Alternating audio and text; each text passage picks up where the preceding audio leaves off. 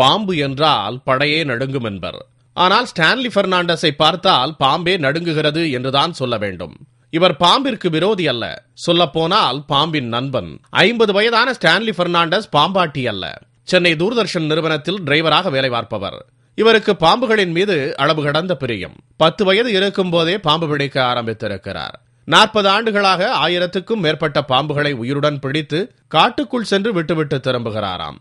கட்டுவிரியன், கண்ணாடி விரியன், குழிவிரியன், 8 அடி விரியன், கோதுமை நாகம், கருநாகம் உள்ளிட்ட கொடிய விஷமிக்க பல வகையான பாம்புகளை பிடித்திருக்கும் இவர் அவற்றை பிடிக்கும் போது பலமுறை கடிபட்டு இருக்கிறார். அந்த வீரத் தழும்புகளை புன்சிரிப்புடன் காட்டுகிறார்.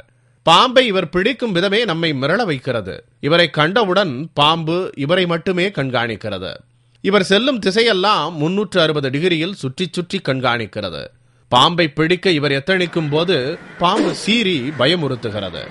ஆனால் பலமுறை போக்கு காட்டி பாம்பு சோர்வடையும் போது கண் இமைக்கும் நேரத்தில் லாபகமாக வாலை பிடித்து தூக்கி விடுகிறார் ஸ்டான்லி.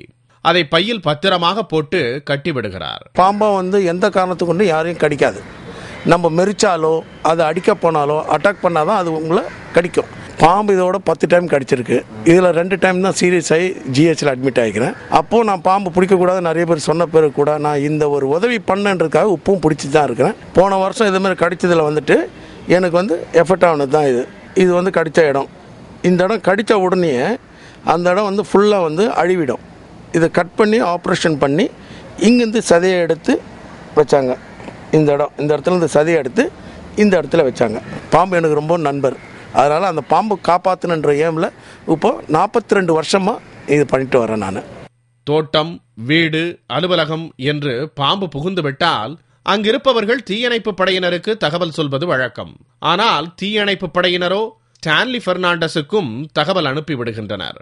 இரவு பகல் எந்த நேரமாக இருந்தாலும் மெத்தனமாக இருந்து விடாமல் உடனடியாக சென்று பாம்பை உயிருடன் மீட்டு கொண்டுதான் வீடு திரும்புகிறார்.